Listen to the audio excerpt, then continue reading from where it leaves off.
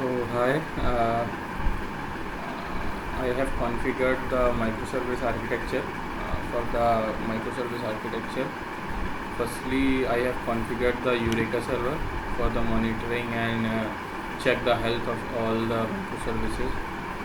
And secondary, I have set up the Zool API gateway to register every microservice in Zool API so that they can form a single URL. Every services can access through Zool API gateway.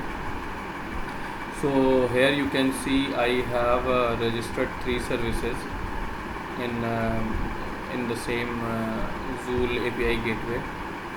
So I have configured 2 services, product and customers.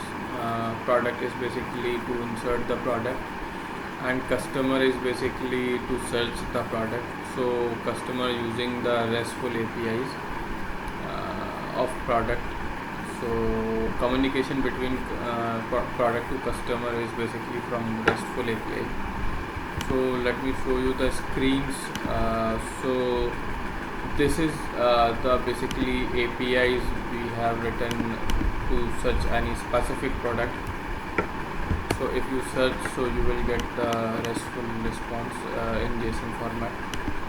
Right, this secondary API will get the all kind of products. So one service, customer service is running on 8084 port, and product service is basically running on 8082. Here this is the product screen where you can insert your product, and this is the customer screen where you can search your products, right?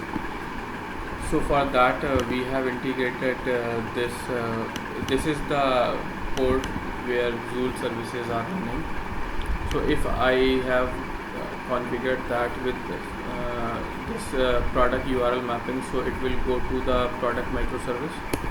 If I choose customer, so it will redirect to customer API gateway. For the top end, I have used this Eureka server. So you can see in this Eureka server there is 3 services registered. So here you can see and monitor your APIs, right? So this is the complete architecture and communication between microservices, how to register your microservice with the Zool API gateway, and how to register all microservices in Eureka. So let me show you the some configuration as well. So here you can see I have configured the Eureka server at this particular microservices, and here I have given the specific application name so that we can forward the request to the Zool. So that application is registered same in the Zool parameter. So that is the complete architecture as described in the assignment. Thank you.